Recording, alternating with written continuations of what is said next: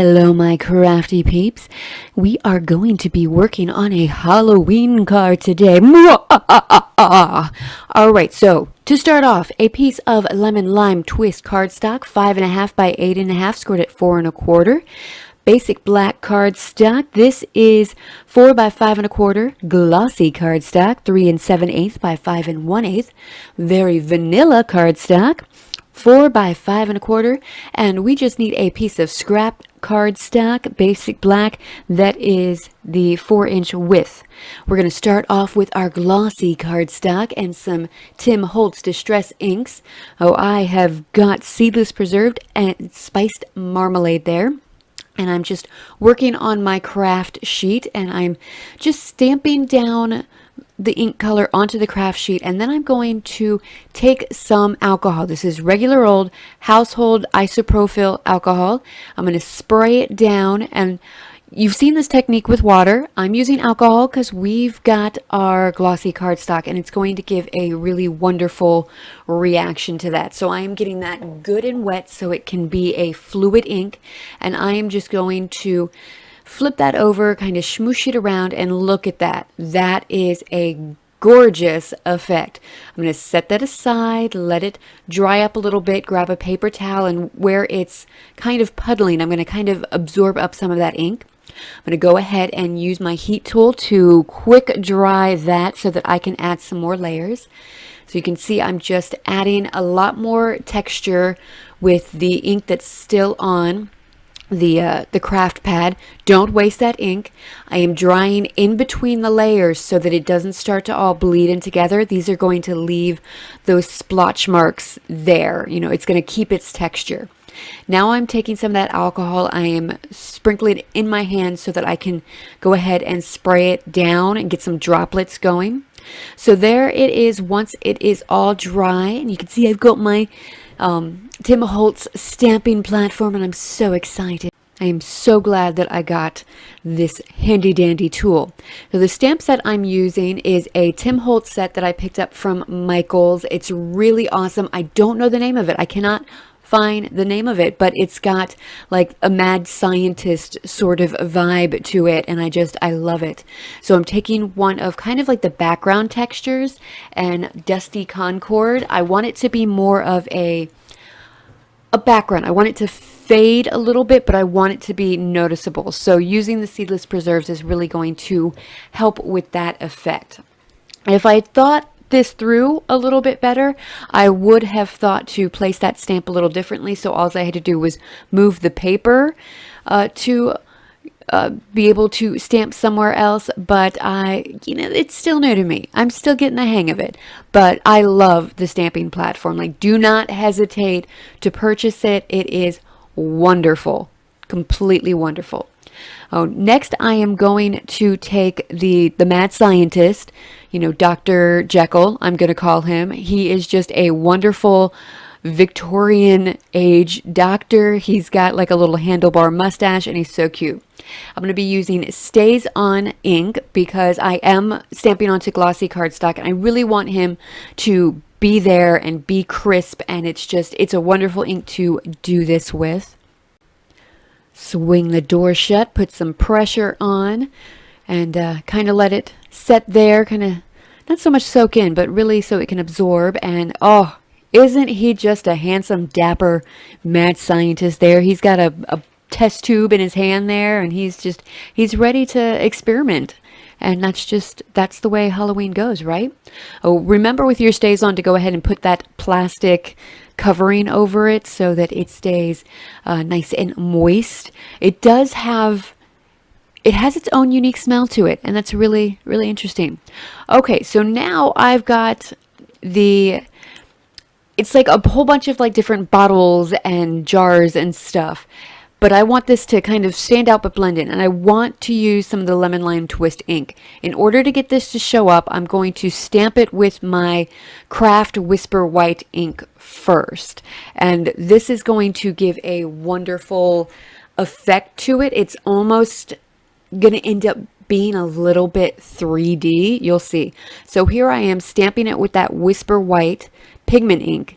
And I'm going to go ahead and stamp it twice so I can really get a lot of that ink down on this glossy cardstock. And then I'm going to clean off my stamp and use that lemon lime twist. It's a wonderful, wonderful lime color. Like it's a great color. It's one of my new favorites, and I'm so happy to use it. Now, since the Craft Whisper White is a pigment ink, I am heat setting it before I use that twisted or lemon lime twist, just to make sure that everything's okay. And I did notice that my paper had shifted, so I'm readjusting that, and I'm going to smoosh it over just a little bit too, and that's gonna, it's a really cool effect, and I'm going to have to explore a little bit more. Like, I can see using it on a piece of basic black cardstock and almost getting like a chalkboard sort of feel to it, or if you're doing something like comic book style, like it could be fun. It could be fun. So I'm going to explore with that. But you see that? It's a really interesting look, and I'm just like, I'm amazed. I'm thrilled by how well it turned out. Now let's get our sentiment stamped. So I am using the Happy Halloween sentiment from the set, and I'm going to stamp it with Versamark. I'm going to use my embossing buddy on it. And stamping sentiments, this is where the grid on your platform really comes in handy, so I can make sure that that's nice and straight. So stamping with the Versamark after using the embossing buddy. And then I'm going to use the Stampin' Up! Whisper White embossing powder. You can use a lot of different embossing powders for this. I just chose to keep it white because everything else is kind of a darker color. So I thought the lighter color would pop a little bit more and have the sentiment stand out a little bit. And I really like how it ended up. Oh, now it's time to heat emboss this. The magic of watching it all melt.